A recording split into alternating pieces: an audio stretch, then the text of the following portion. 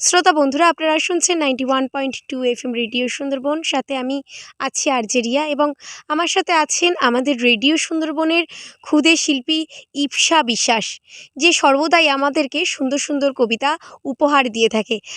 আমরা আজও তাকে পেয়ে গেছি আমাদের সাথে।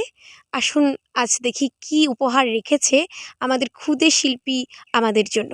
বন্ধুরা, আমি রেডিও সুন্দরবনে একটি আবৃত্তি উপস্থিত করছি। আবৃত্তি ইন্ট্রো, কবি সুদীপ্ত বিশ্বাস। বাবাই, হ্যারি আপ, কাম হেয়ার, যাও শুনে। পুই পুই করে বললাম তোমায়, কিচ্ছুটি ঢোকে না বোধ হয় কানে। বাংলায় তুমি ইন্ট্রো দিলে, are you deaf or dumb? So poor Babai তুমি, স্পিক বেঙ্গলি, বোগাস একদম। জন দেখেছ কেমন ব্রাইট, ইংরেজিতে ইন্ট্রো দিলে। জিনিয়াস বয়, ইন্টেলিজেন্ট, চোস্ত ইংরেজি বলে রাইট। কোন আক্কেলে বাবাই তুমি করলে বাংলায় স্পিক? মাটিতে আমায় মিশিয়ে দিলে, স্ট্যাটাস করলে লিক। কতবার করে বলেছি তোমায় ইংরেজিতে কথা বলো, লজ্জায় পড়ে গেলাম সেদিন, মাথা কাটা গেল। ইংলিশ মিডিয়ামে পড়ছো তুমি, এইসব করতে বাংলায় কথা বললে তুমি স্টুপিড হাড় হাবাদে।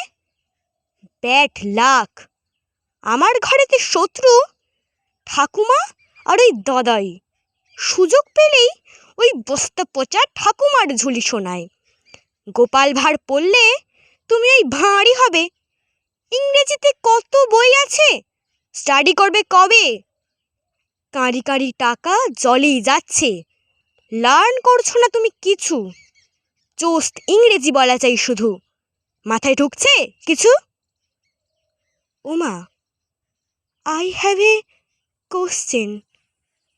রবীন্দ্রনাথ, বিবেকানন্দ, সুভাষ, ওরাও কি শুধু ইংরেজিতেই কথা বলতেন? নমস্কার বন্ধুরা, আমাদের ইপসাকে কিন্তু আমরা আজ কবিতার মধ্যে দিয়ে প্রতিবাদী ইপসাকে খুঁজে পেলাম, যে বুঝিয়ে দিল যে মাতৃভাষা আমাদের কতখানি গুরুত্বপূর্ণ। আমাদের গর্বের ভাষা মাতৃভাষা বাংলা ভাষা। আর পরবর্তীকালে আবারও ইপসার এমনই সুন্দর সুন্দর সব কবিতা আপনাদের সামনে নিয়ে হাজির হব আমি আরজে রিয়া। ততক্ষণে ভালো থাকবেন, সুস্থ থাকবেন এবং শুনতে থাকবেন 91.2 FM রেডিও সুন্দরবন। নমস্কার।